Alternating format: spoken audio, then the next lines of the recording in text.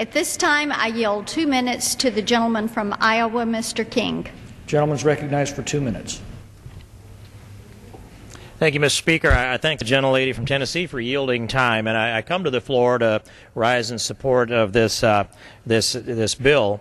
In that, the federal government has a few constitutional duties, and we seem to have taken on a lot of federal responsibilities. And as time goes on, every time we see a need, we think we have to tap into the taxpayers and create another government function. But this is not one of those functions that is an enumerated power of the United States Congress. It is not something that we are compelled to do. It is something that is discretionary. I mean, we're into this operations of a time of austerity, a time when we see what's happened as a prelude to the American economy if we just look over to Europe and places like, Portugal, Ireland, Italy, Greece, Spain, for example. That's the direction we're heading with our economy.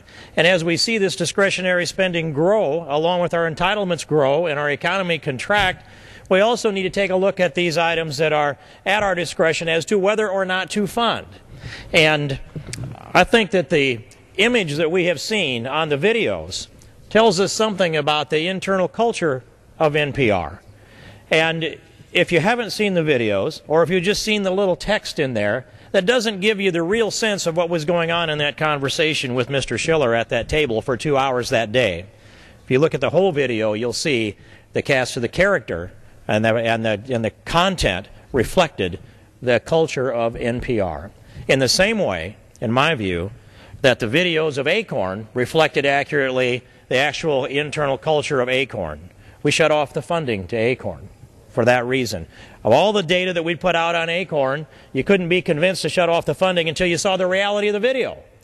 And then we looked into Planned Parenthood. And of all the data that was brought out here to the floor of the House, Mr. Speaker, and I compliment Mike Pence for doing so and all of those who stood with him and for life, still, the American people didn't understand the real culture of Planned Parenthood until they saw the video.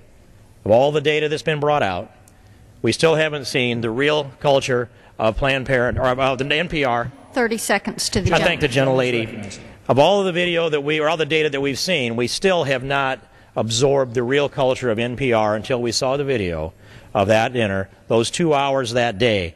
And so I stand in support of this act and this resolution, and I believe it's time for us to draw a bright line in our budget and cut this funding, and I'll be voting to adopt the cutting of the funding, as will my colleagues. I thank you very much, and I yield back.